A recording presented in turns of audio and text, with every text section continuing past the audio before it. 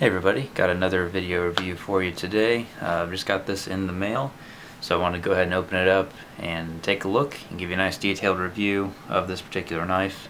I've owned one Benchmade knife before, and they are the best knives that you can get for the money. I have looked around at some Emerson knives, but I keep coming back to Benchmade, just enjoy the quality of them.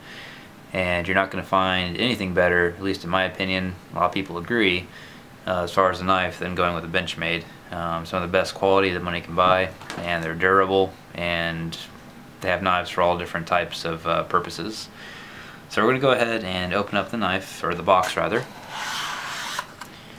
and go ahead and take a look at what's inside. Of course you have your documentation, the care manual. Of course this isn't some cheap $25 knife. This is something you're going to want to take care of and make sure you maintain the edge of the weapon.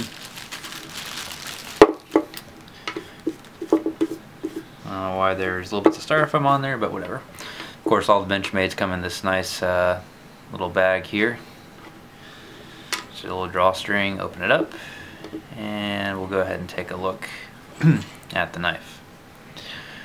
Now this knife here, it may not be as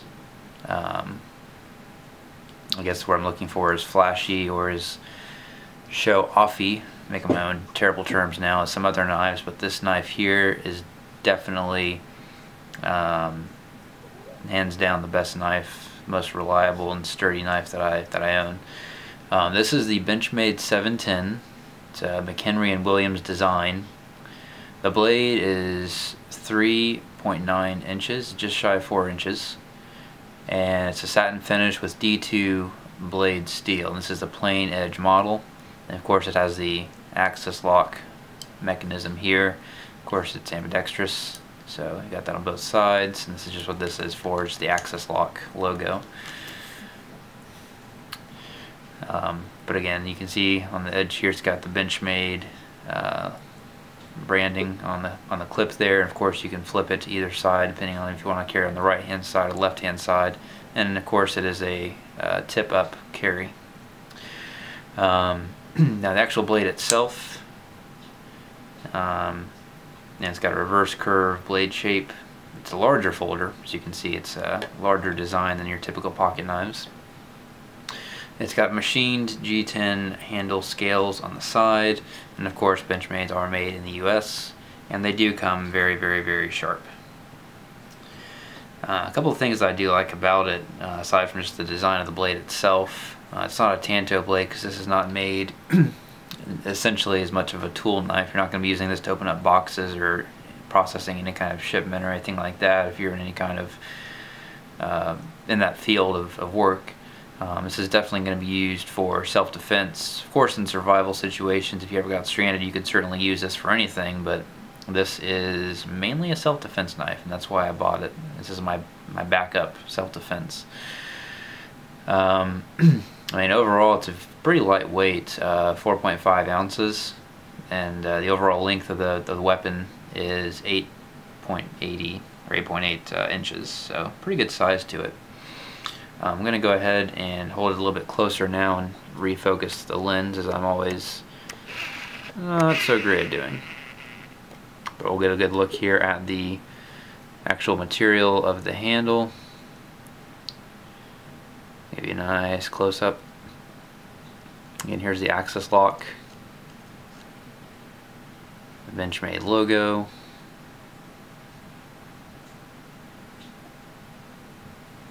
Just a really, really nice knife. Can't beat a Benchmade. And here's the some gripping there in the front. And there's the clip. There's the D2 steel, and there's the designers of the blade. Then you got some more grip here on the back. It's really not that rigid. It's more of, I guess, kind of for a look. It's got a nice bit of grip to it, though. I think it's perfectly fine.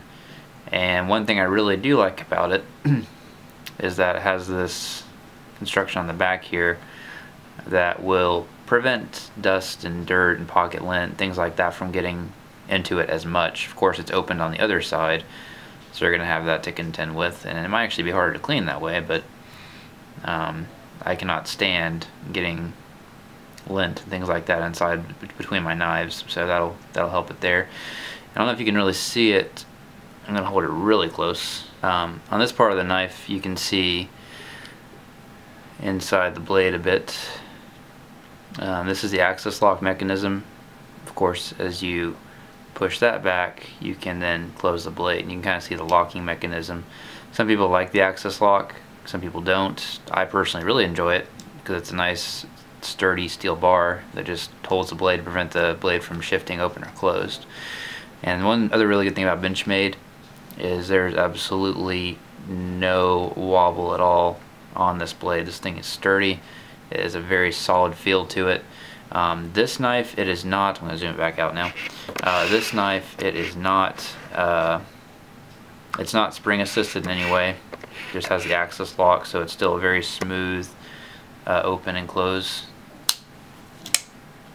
Again, I think as far as an automatic knife, they're cool, but I don't think they're exactly required, because this thing's for the flick of the wrist, it's open and you're all set. One last thing about the Benchmade knives, they're always super sharp. Again, just barely putting any pressure on this at all, you know, and this is like a cardboard material. It just slides right through it.